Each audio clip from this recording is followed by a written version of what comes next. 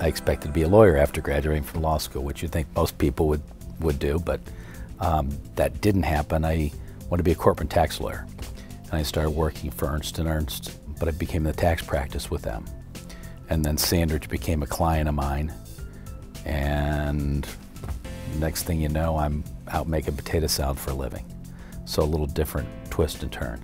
I wanted to be a business person of some kind. I really didn't know. My dad was in insurance and real estate, and I got licensed in both of those, thinking maybe I'd go into business with my dad. But even through college, I was a finance major, but didn't know what I wanted to do. And I think that's why I went to law school, because I got out and I go, not quite sure yet what I want to do.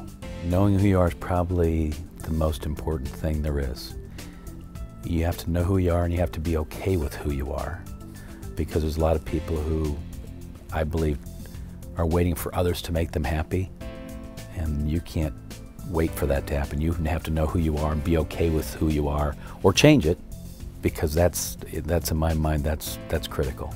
I remember when I was my senior year in college, I was scheduled to go on spring break, and I had a 1964 Olds Cutlass at the time with 135,000 miles on it. And I had money saved up from selling shoes part-time. It was a couple $100.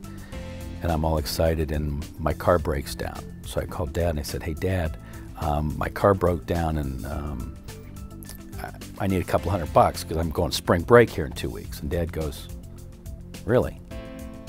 And I go, "Yeah." And he goes, "Well, I guess you're going to have to choose. Do you want to go on spring break? You want to fix your car?" And I said, "Dad, $300 to you isn't a big deal." And he goes, "But it's a big deal to you. You make the choice." Guess what I did? I fixed the car. Heard some great stories about spring break, though. I think everybody controls their own destiny. I don't care where you come from. You have the chance to be who you want to be, whatever that is.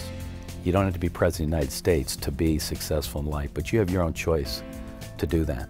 Two of the most important decisions that you have a choice on are who are your friends and who's your spouse. And if you look around and you take a look at your friends and you don't want to be like them, you better change your friends, because that's probably who you're going to become most like. And there's a lot of people who get in trouble early on in their life because they choose the wrong people. And I was fortunate. I had a lot of good friends, and still do to this day.